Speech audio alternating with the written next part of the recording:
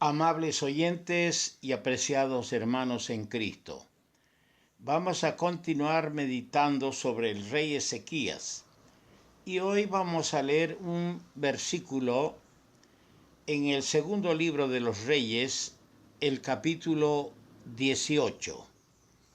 Allí en el capítulo 18 de este segundo libro de los Reyes, leemos lo siguiente en el verso 19. Y les dijo el Rabsaces: decid ahora a Ezequías, así dice el gran rey de Asiria, ¿qué confianza es esta en que te apoyas? ¿Qué confianza es esta en que te apoyas? Muchas lecciones de fe se aprenden, amados hermanos, tras las equivocaciones que a veces cometemos. Ezequías había tratado de librarse del yugo de Sennacherib en el año 14 de su reinado. Aquella medida desesperada por la cual había despojado de plata y oro las puertas y quiciales del templo y aún su propio tesoro, había sido una brillante sumisión que no aplacó la ira del rey asirio, quien envió después 3 generales para exigir la rendición incondicional de Jerusalén. Fue aquel un día aciago, pero como reiteradamente se ha dicho, la extrema necesidad del hombre da oportunidad a que se manifieste el poder de Dios. Hay un texto muy hermoso en el segundo libro de Crónicas, capítulo 13, verso 18. Allí se lee: y los hijos de Judá prevalecieron, porque se apoyaban en Jehová, el Dios de sus padres. Fíjese, se apoyaban en Jehová, el Dios de sus padres. Lástima que Ezequías perdió este momento de visión, cuando le mandó decir, ya lo hemos leído, ¿qué confianza es esta en que te apoyas? Qué bien hubiera sido que el rey salga a la palestra y diga, nos apoyamos en Jehová, el Dios de nuestros padres. Pero no fue así. Momentáneamente aplacó la ira del rey asirio, de Sennacherib, pero volvió con más fuerza, mandó 3 generales para exigir, como dije, una rendición incondicional. Cuando analizamos el mensaje del Rabsaces, se revela mucho del espíritu que aún persiste en el mundo hoy en día. Y vamos a ver que ese espíritu que existe en el mundo es lo que expresó y manifestó el Rabsaces en el mensaje que trajo para el rey Ezequías. Notemos primero en el capítulo 19 de este mismo libro de Segunda de los Reyes, capítulo 19, versículos 12 y 13. ¿Acaso libraron sus dioses a las naciones que mis padres destruyeron? Esto es, Gozán, Harán, Resef y los hijos de Edén que están en Telasar. ¿Dónde está el rey de Amat, el rey de Arfat y el rey de la ciudad de Sefarbaim, de Ena y de Iba? Aquí se nota una nota de orgullo.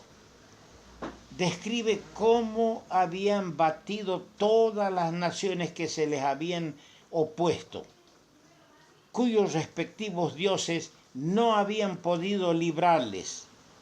Y menciona 10 naciones que habían vencido. Una nota de orgullo. El orgullo está condenado en las Escrituras porque es un pecado. El orgullo es una de las armas del ego, del yo, del ser humano. Y ese yo, ese ego de orgullo que persiste en el mundo, a veces invade y hace sus asomos en nuestra vida espiritual, queridos hermanos. Aquí dice, los otros reyes, las naciones, las 10, no han podido. ¿Y en qué te apoyas tú? Cuidado que nos apoyemos en nosotros mismos. Cuidado que el orgullo haga arremetidas para arruinar nuestra vida espiritual. En segundo lugar, hay una nota de blasfemia. Primero, mintiendo, afirmando que Jehová le enviaba a destruir Jerusalén. Eso dice en el capítulo 18, el versículo 25. ¿Acaso he venido yo ahora sin Jehová a este lugar para destruirlo? Jehová me ha dicho, sube a esta tierra y destrúyela. Mentira. Era una mentira. Lo que él afirmaba que Jehová lo había enviado a destruir Jerusalén. Jehová no lo envió. En segundo lugar, comparando a Jehová. Estoy hablando que hay una nota de blasfemia. Primero en la mentira. Segundo, comparando a Jehová con los dioses paganos de los pueblos que Asiria había vencido. Así dice en el verso 35 del capítulo 18. Que Dios de todos los pueblos de esta tierra ha librado su tierra de mi mano para que Jehová libre de mi mano a Jerusalén. Comparaba a los ídolos, a los dioses paganos con Jehová, y eso era una blasfemia. Asiria había vencido, sí. La voz del Rabsaces era una verdadera blasfemia, comparando al Señor con los dioses paganos. Un insulto, un arrogante desafío al Dios del cielo. Pero pretendía sonar cual voz de sirena, como si fuera una melodía del cielo, al pie del muro de un pueblo que ya estaba debilitado, porque era un pueblo que estaba sitiado por las fuerzas invasoras. En tercer lugar, hay una nota de burla, un sarcasmo que pretendía herir la fe del rey al revelar la debilidad material en que se encontraba.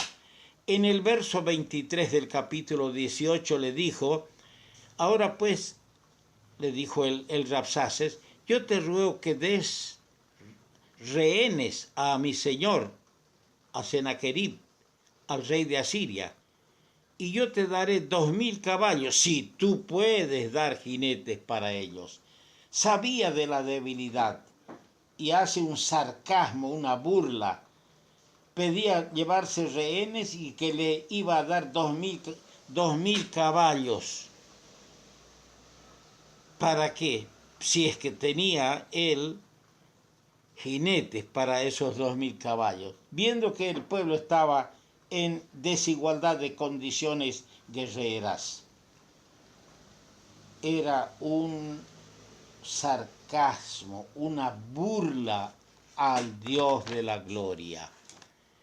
En el capítulo 19, en el versículo 14 leemos, y tomó Ezequías las cartas de mano de los embajadores, y después que las hubo leído, subió a la casa de Jehová y las extendió Ezequías las cartas delante de Jehová.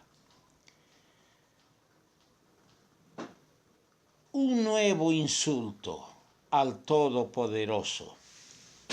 Lo constituyeron las cartas, las letras enviadas a Ezequías, Del insulto verbal que mandó primero, ahora pasa al insulto escrito con cartas. Y le dice esas palabras que se las lee en el verso 10 de este capítulo 19.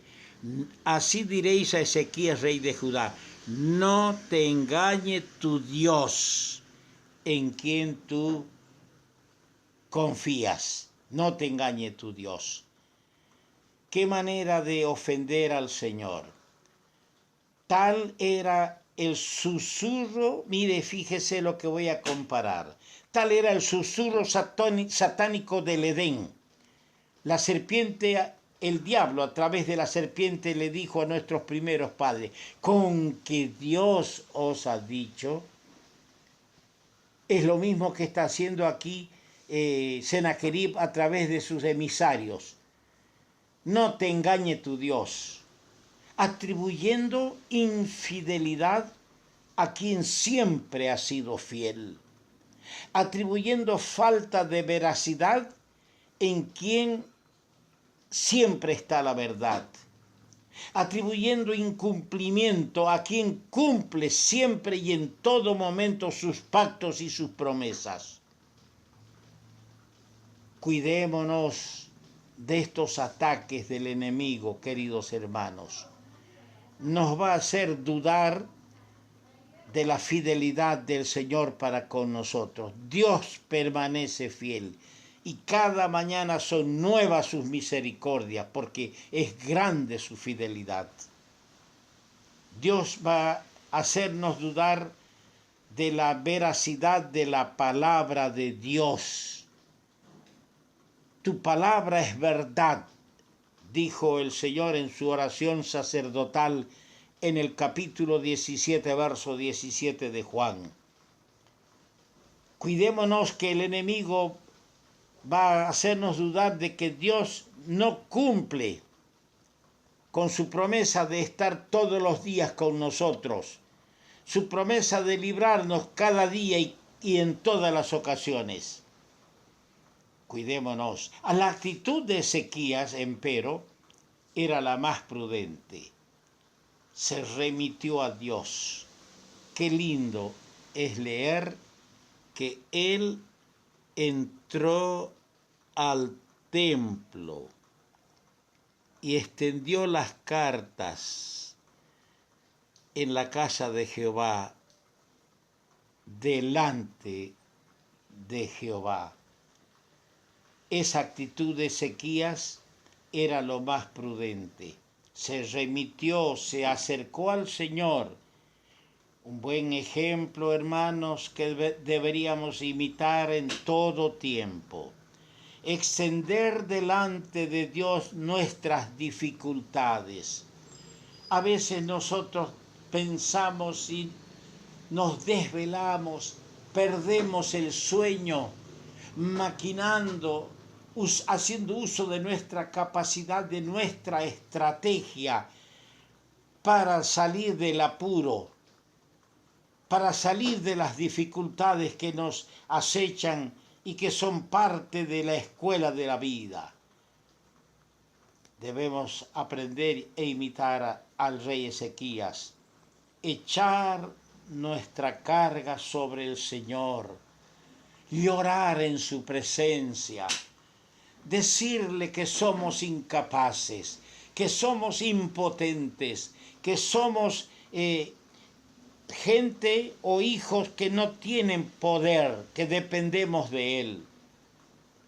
Que se acabe nuestra autosuficiencia, que esa autosuficiencia, esa presunta capacidad nuestra, delante del Señor muera, se diluya, quede en nada, y que confiemos en Él. Ezequías era hombre de oración. Por eso conocía dónde hallar suficiencia y recursos.